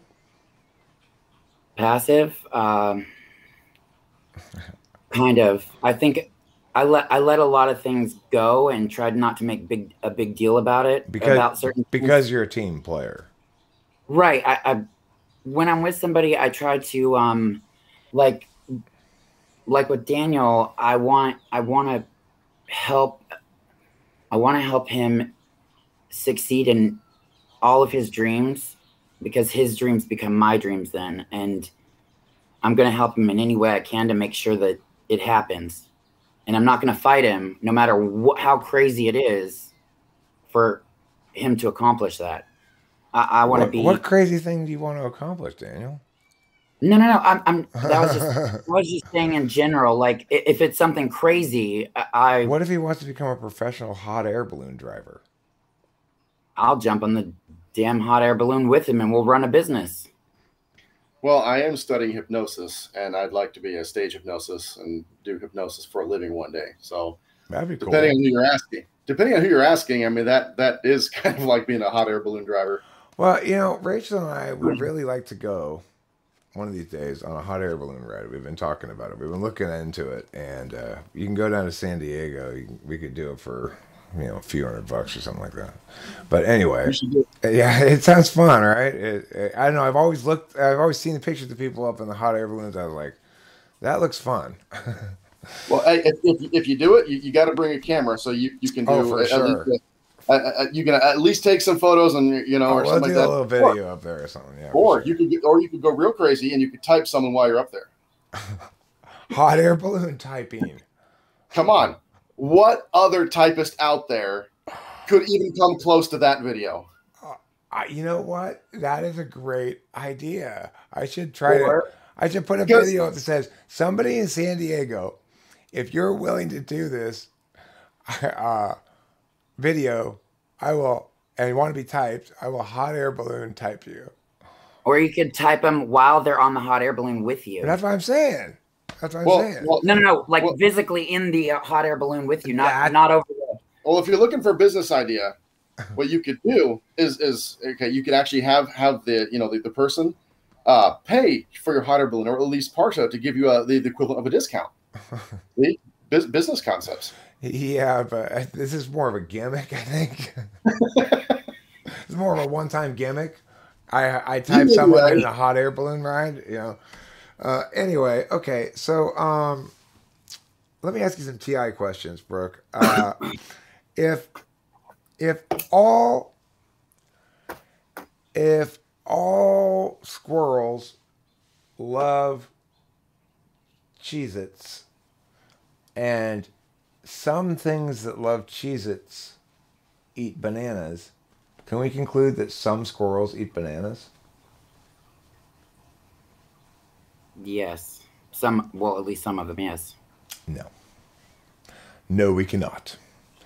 Okay. Because all squirrels love Cheez-Its, or only some things that love Cheez-Its eat bananas, and those some things that love Cheez-Its might not be squirrels. I get what you're saying. I just interpreted it wrong. How about this one? Only people from Egypt build pyramids. I built a pyramid, therefore I'm from Egypt. Valid or invalid? No, invalid. Incorrect. It's valid. If only people from Egypt build pyramids, then everybody who's built a pyramid must be from Egypt. Okay, got ya. Okay. So those tricky little words. Like you'd have to break down the sentence and literally piece it back together, and I yeah, All right, let's try this. Who so fast that it, who is my mother's husband in relation to me? your grandpa. Yeah. Who is my mother's only sister's only son's father's wife in relation to me? Fuck, who the hell cares? That's really going on there. I mean, it's like It's my aunt. the sister is the aunt, and then the son is the cousin, and The husband is the father of that father, and then the wife would is be the the aunt uncle. again. Yeah, you're right. Yeah, then, No, then yeah, it'll be okay, the all right, cool. I got it. Sounds I got where your really, TI is. Your TI is front stack, below 2. Okay, so let me figure out whether you're NI or SI a little bit more here. Although I think I already know what type you are, but I'm gonna hammer this through to make sure, because you are a very unusual affect for that type. You're special. Can you tell me, you have the mic for 30 seconds, and every channel and every medium in the world is tuned to you and translated into whatever language they speak over there, and you have 30 seconds to give one piece of advice to the world, and you have to think of a piece of advice that says universally applicable to everybody as possible. What piece of advice do you give? You can't trust everyone. You can't trust everyone. It's true. It's rather... Well, it's universal. That's why. That's true. It is universally so. You can't trust everyone. Well, see, that was a problem that I had when I was younger. Is I trusted everyone, and I believed that everyone was generally good. And as I got older, I realized that is so far from the truth. And it's a good way to get taken advantage of. Exactly. And I ended up being a doormat. And now you have a little bit of anger about it. A little bit, not much. I let it go. You know, it's really not that. There's nothing I can do about it. You know, shitty people are going to be shitty, and they're going to do shitty things. I just prefer not to be one of them anymore. I would just rather try to stay away from people unless it's on like an acquaintance level. I don't, you know, friends, lovers, whatever. It's letting somebody in that close is... People are just constantly letting you down, aren't they? Constantly falling short of expectations. Not everybody, but they can, yeah, if you let them. Right. Do you consider yourself more of an old soul or a woman child? Like I'm a man child, not an old soul. I would say I'm a woman child because, I mean, I still have a Mickey Mouse watch, and I like to be playful. The old soul, I don't know. People have said, when I look into your eyes, I see an old soul. I've been told that so many times, and I'm like, okay. But then I'll go into a grocery store and I'll be dancing down the aisle, grabbing a bag of chips or whatever, and people are looking at me like I'm crazy. What kind of conversation do you think you and Daniel had at the breakfast table or wherever, dinner table, yesterday or the day before, or sometime when it's just sort of an average day? What conversations, what do you talk about at the dinner table? Well, honey, it's usually something that, one of his made up stories, and then I help collaborate different ideas and focuses on whatever he talks about. It's kind of a joint. I'm more of I take like the wife or the partner role a little similar, because I want to, if he says something, then I will, try to give my input and to assist in any, like he has made up his own characters and stuff, and he'll say, well, what if this character has this power or this ability? And I say, well, what if they have those powers, but then I'll add to it and say, what if they do this too? And then he's like, oh yeah, that's cool. Are you guys storyboarding it? Remember how I told you I make up stories? Uh-huh.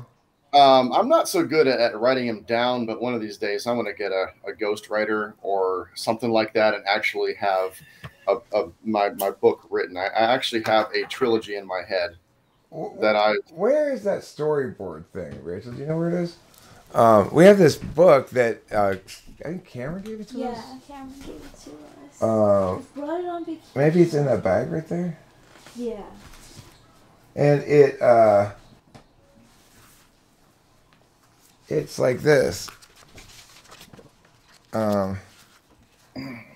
It's got like pictures, like squares for pictures, and then lines for little bits of notes. So you could organize something by saying, okay, in the first scene, it comprises like basically you put four still images from the first scene as you envision it, and then you write out what happens. I guess I don't know. Yeah, we haven't used. I did an example one. That's a good idea. Like she did. Rachel did this. So. Oh, that's cool. Oh, okay. I gotcha. You do that in school. Yeah, so I mean that might be a fun way. It's like if you're gonna sit around the table talking about it, if you had that in front of you and just wrote the shit down, you know, it's a good idea. Made some notes and stuff. When I first saw that, I thought of a comic book, and then then that way, because I can draw, so I draw the picture, and then write the side, whatever. I mean, this sort of approach is more for screenplays, I guess, than normally for novels or something. But depending on how your creative process is, it can help structure things really well. Like if you have a lot of ideas, but you're not quite sure where the chapter breaks are and stuff like that. That'd be good for you. Yeah. Mm. All right. So I'm very confident at this point that I'm looking at the socionics duality relationship here, which is ESTP INFJ. Really? I think you're an INFJ, Brook. I'm pretty sure. Well, that's interesting. Now you don't have the normal affective one. In other words, you've got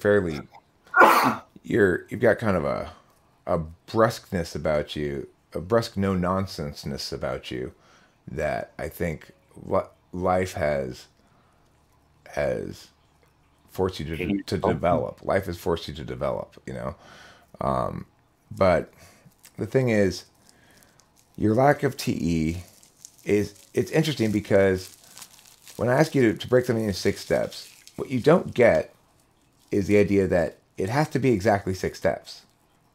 It's like that whole concept to you is ridiculous. Why would it have to be exactly 6 steps?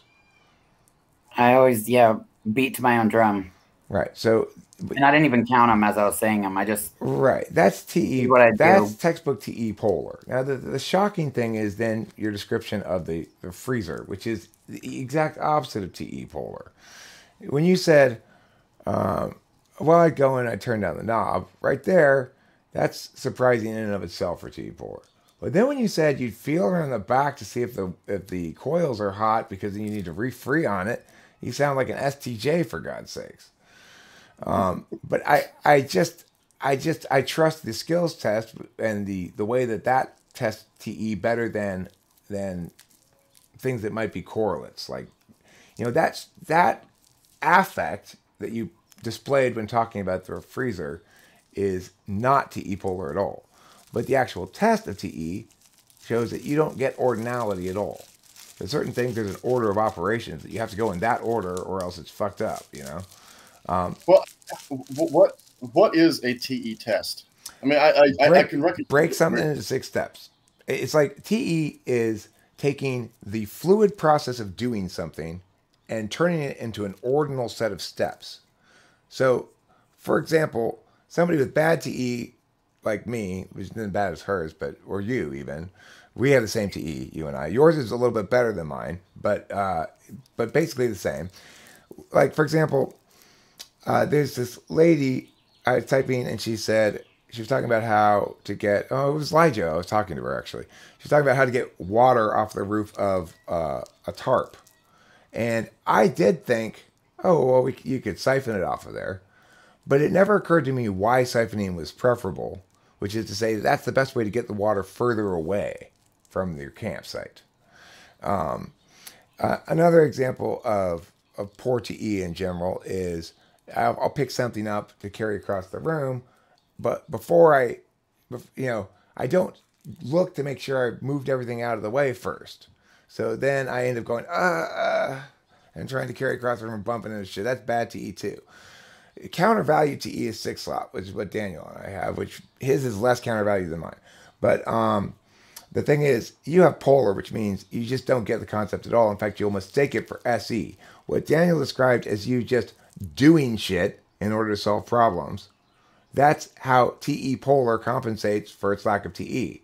Instead of figuring out how to do something, you just start doing it this way, that way, the other way, until something works, or until you throw up your hands.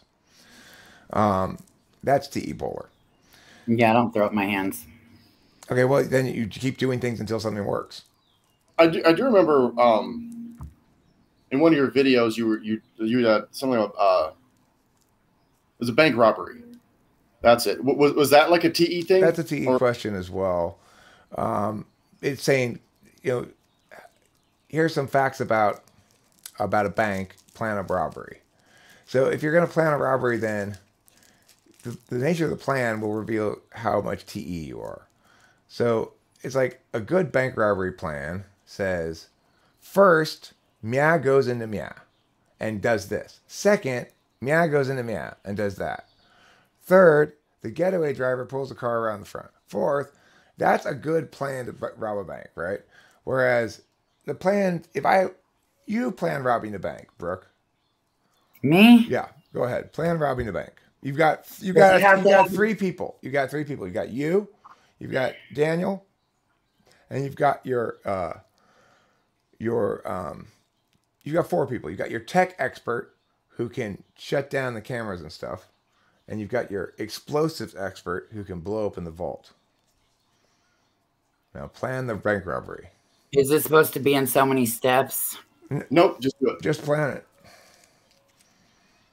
Okay, well, first you need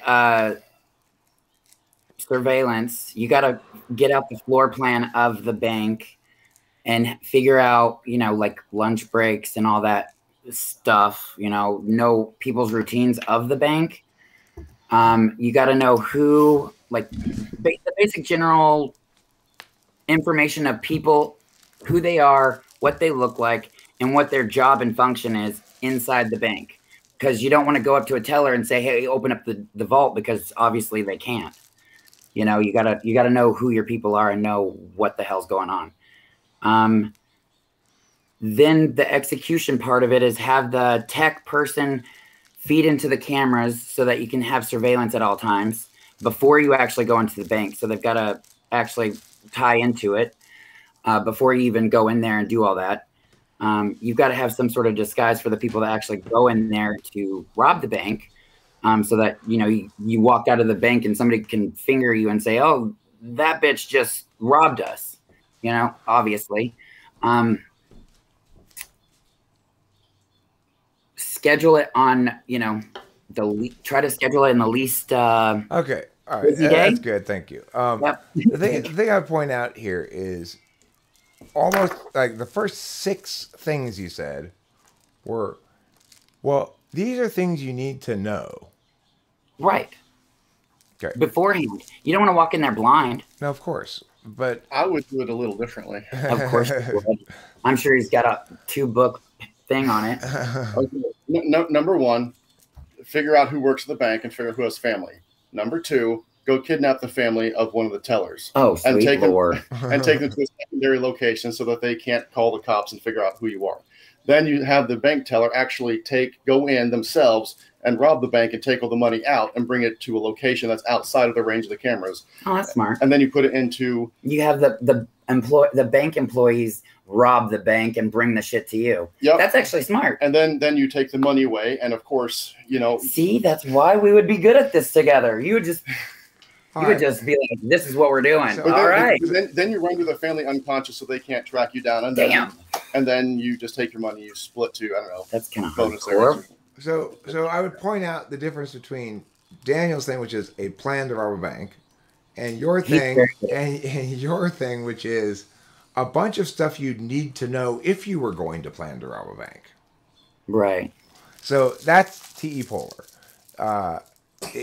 You in this instance, in real life, when you run across something that requires extroverted thinking, it means it's something that you've not encountered before that you've got to figure out how it works or how to solve it. Okay.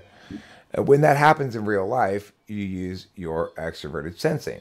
You just try different things until you figure it out and it works. Now, in this hypothetical, however, it's just a hypothetical. So you're saying, well, before I could do any extroverted sensing, I'd need to know meow meow meow meow meow meow meow meow meow. But there's not actually any attempt to solve the problem in a TE kind of a way. Execute it, yeah. So that I think that's consistent with TE polar. And as far as the NISI thing goes, what's your own relationship with sleep and food and stuff? Like, do you sleep at the same time every night to get? Do you need how many hours of sleep do you need a night? I try to get at least 6, but it doesn't really work that way. Sometimes it's hard to shut off my brain. Do you sometimes hold your pee too long and feel like you have to pop and go, oh, I have to pee and run to the bathroom, or are you ahead of that? No, I don't. Okay. When you fall asleep, do you stay asleep easily, or do you have trouble? Which is harder, falling asleep or staying asleep? Falling asleep. What's your strategy for going to sleep at night? Like, lay there until I can shut off my brain. So you don't have as he goes to sleep in like 3 seconds, like flat. Like you're like, Daniel, I love you, and that's not me. I'm like this motherfucker. Well, there's a he's a hardworking man. Yeah. There's a strategy to fall asleep. Everything in existence has a process and a structure. You figure out what the process and structure is, you can repeat it. You can accomplish anything, whatever it is. Well, I try to shut off my brain. Well, just to tell you guys what I do when I go to sleep, I have a set of pretend worlds that I've been visiting since I was a child. And I continue to tell stories of myself having superpowers in these worlds, even at 50 years old, as I go to sleep at night. Okay, question. Eric? You can have one superpower. Choose one. What's your superpower?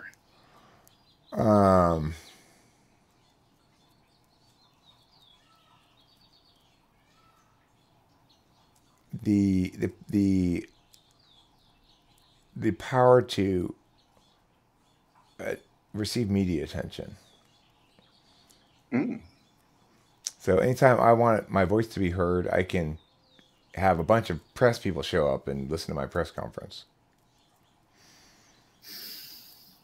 Okay. So would that be like more persuasion? Well, what that would be is like telepathy, but instead of like pulling in information from other people, basically you're projecting like a feeling outwards that would affect other people, so they'd be attracted to you to come hear your message. It's Aquaman for reporters. Well, they are kind of fishy. What about you? What superpower would you have? Oh God. Oh fuck! You just caused a big old laundry list. You want it's mind so control. in depth. He wants It's mind so control, don't you? Oh God, go ahead. Go ahead. There are We've had this topic. There are so many superpowers I could wish for and want, and I could sit here for easily another hour talking about just this. But the only superpower that I've had that I actually dream about is telekinesis. So most likely my brain somewhere just wants to be a telekinetic. You want to be able to use the force. That would be pretty awesome. Well, keep practicing. I have one question. How good is my TE? From what you can tell. I didn't really. Well, I mean, it's passable. This is the thing about 6 slot. Everybody else will tell you your TE is great most of the time, but you won't. You don't like it. You think that reasoning and or justifications and or worldviews constructed around it are fundamentally flawed. So in other words, utilitarianism bugs you when people say, well, why are you going to do this? Well, because it's got good net impacts. And you're probably like, well, you're only measuring the impacts you want, and it's bullshit what you're saying. Typically, TI people are principalist versus utilitarian. And so it plays out mostly as a value thing, but also in our own lives, on our own time, about ourselves, we don't like TE, and so we avoid doing it. The reason you and she are a good match is because she makes you feel like your TE is badass, and she's never going to critique you on it. We don't like being critiqued on our 6th slot. Okay. And you're never going to critique her on her FI, because you're FI polar. You just drown the puppy in a second. Yeah, I was gonna ask you, like, what? How come I didn't get asked that question? Well, because the thing is, it's pretty. I asked you other FE questions, and it's very clear that you're FE. Your whole thing about everybody has a tell, you just have to observe them enough, and you'll be able to see what it is. All that stuff, that's just textbook NI stuff, NIFE stuff. It's you're knowing the truth about the external world. That's what it means to be an INFJ. You know the truth about words, external words. You know the truth about external stuff, people in the world and stuff. And particularly for you, it's related to people because of FE as a tool function. So you read people really well. And but at the same time, like you said, there's a basic requirement that you afford people the benefit of the doubt for the INFJ strategy to work. And if that benefit of the doubt is not deserved and it ends up being betrayed in various fashions, then you get increasingly narrow in the scope of your circle of people. Like, you know, Rachel is in that way very much like you. She's got a fairly narrow scope of people because people have failed her often enough in the past. A lot of people that, you know, she trusted and have failed her in various ways or betrayed her. And so INFJs, even though they read people really well and they understand people really well, they have countervalued FI, which means they countervalue their own interests. They're always trying to put their own interests second, and that leads them to be walked over sometimes until they get a little older and figure it all out. Fortunately, they tend to do so, as you are now with the right type to be with. It's really important to have the 2-3 flipped. So what that means is, because Daniel's TI is very good, but it's an instrumental value, he doesn't really care about fairness for himself that much. You care about fairness for you a lot. So he'll be abundantly and overly fair with you, because your version of fairness is rather selfish. It tends to look at things in isolation. So what that means is, if there's 6 pieces of something, you both get 3 pieces. And that's it. And if it doesn't matter if there's some other thing that might make that actually irrelevant in a fairness equation, because Daniel doesn't care anyway. He doesn't care if he has 3 pieces or 4 pieces or whatever. He doesn't care. You can have more pieces. Those little things like that, that kind of fairness doesn't matter. As long as you're not fundamentally unfair to him or disallowing him from using his TI as a tool function, which would be what would happen if you were like an ESFP or something. So, but yeah, so it's perfect to have the 2-3 flipped. I think it's really kind of necessary for a super peaceful relationship. I bet you guys' relationship is super peaceful. Mine and Rachel's is super peaceful too. The thing is, of course, if you have somebody who's experienced childhood trauma and has an actual attachment disorder, then that's a different matter. But assuming the traumas and bad stuff that happened between ages like 16 and whatever, 30 something or whatever, then it's something that INFJs just have to, it's kind of part of their growth process to get abused. There are definitely been some people who've taken advantage of her kind nature. Right.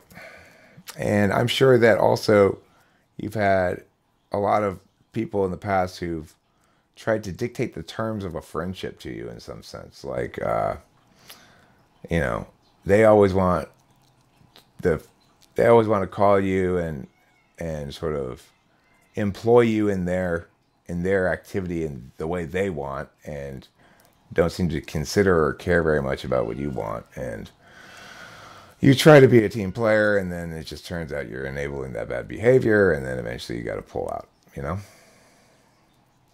Mm-hmm. So yeah, you guys are ESTP INFJ. It's a great pairing. I suspect this is going to last. You won't have any problems. Typology makes a big difference in relationship compatibility. Huge difference. Since getting into some of this, I'm certainly not an expert, and I still have a lot to learn before I really feel like I've got a solid grasp on it. But my ex-wife, I'm fairly certain that she was lead SI, and she and I had issues, and we just didn't get along as well as, you know, obviously any couple would have wished that they could have. And she paid a lot of attention to, you know, this particular object goes right here. She's the kind of person who would walk into a room and she'd like adjust a picture because it might not be at a perfect 90-degree angle, you know, and I walk in and I barely, you know, I couldn't care less. You know, I might bump something and it wouldn't even matter, or, you know, might leave something out. And Was she socially graceful or awkward?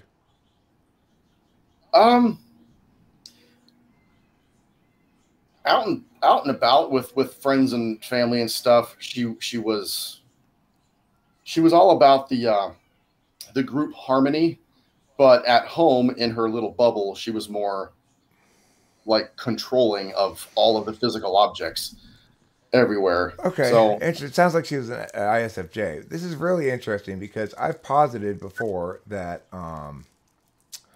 that in fact socionics duality is wrong, because look, socionics duality says that I'm supposed to be with an ISFJ and you're supposed to be with an INFJ. Now, my ISFJ relationship didn't work out. And the reason was because ultimately ISFJ doesn't complement me. They balance me out, and I don't want to be balanced out. I want to be complemented. You know, I want to be maximized. I want my powers to be maximized, not my humanity to be more animal realized. I want to be the best me, whatever that is that I can be. I don't. Right. I'm not looking to be like someone trying to like control me or hold me back. You know. Structured. Well, I mean, you know, structure is fine, but yeah, I guess it just depends on what the structure comes from, I suppose. You know, but like you compliment me. You don't ever try to hold me back. You're right. You guys are both interested in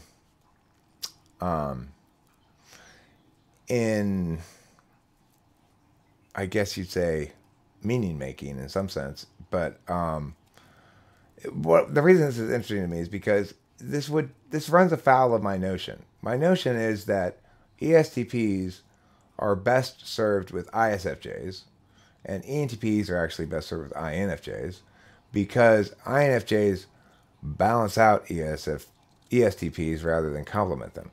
However, that doesn't seem to be the case here with you two. So,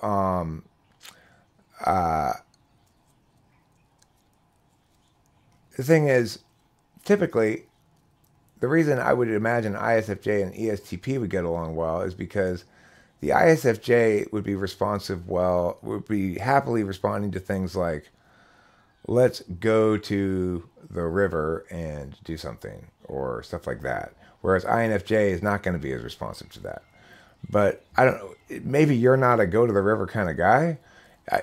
I'm revisiting the possibility you might be an ENTP, because the way you relate to Brook is the way it seems typically two intuitives relate. But I think I'm being a little bit distracted by affect here. I don't know. What do you think?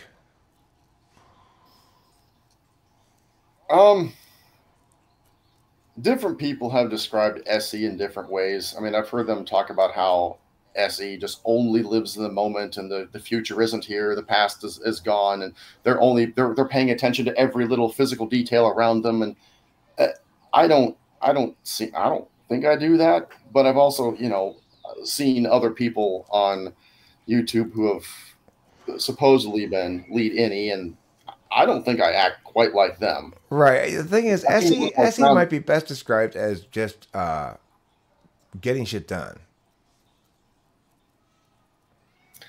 I can go back and forth between periods of lazy, lethargic behavior and like psycho, full steam ahead, gonna knock things out.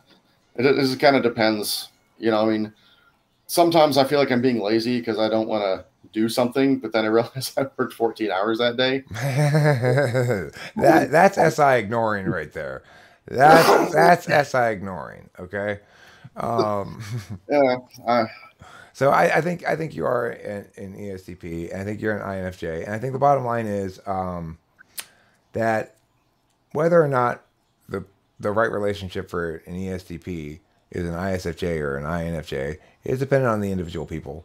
And I think for you, this is definitely the right one because you're a very intuitive-minded ESTP, as a lot of them are, as Taylor is.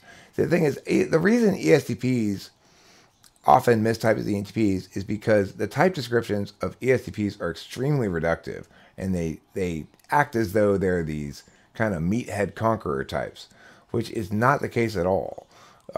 It's like my daughter, like I said, is an ESTP, and I thought for a long time she was an ENTP until I actually met another female ENTP and realized, oh, she's not an ENTP, she's an ESTP.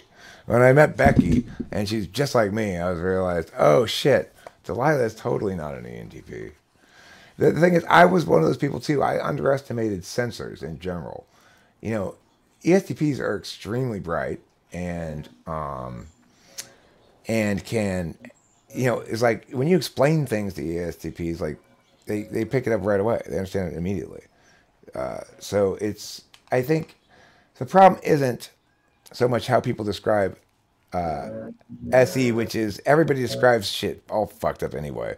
But the thing is, it's like there's an assumption that because it's extrovertedly sensing that you have to be into sports and shit like that, and that's not the way it works. ESFPs are more like that, but not ESTPs. Played soccer and basketball when I was in high school. Well, that's more than I did. I was on the debate team and on the newspaper staff. Different hobbies, I guess. But yeah, it's just the thing is to remember that don't believe the bullshit about SE, that it's force, that it's conquering, that it's being in the moment constantly and not thinking at all. You have TI as a tool function. SE's always paired with a deliberation function. If it's paired with FI, which is an arbitrary interested calculus, then that's much more like the description of ESTPs a lot. ESFPs really are like no meaning. I don't like meaning at all. Words don't mean things, people mean things, and words just fail to express their true feelings. That's the ESFP's basic notion. That is not you at all. That's not you at all, no. So there we have it. All right. Are you guys okay with me publishing this video? Yeah. Yeah, that's good. Fantastic. This is going to do really well. People are going to like it a lot. This is the first couples typing video I think I've ever published. So, how do you think it went doing 2 at a time? I thought it was great. I had Brooke totally misread until I actually started talking to her directly. But that just shows you how affect impressions and stuff can be deceiving.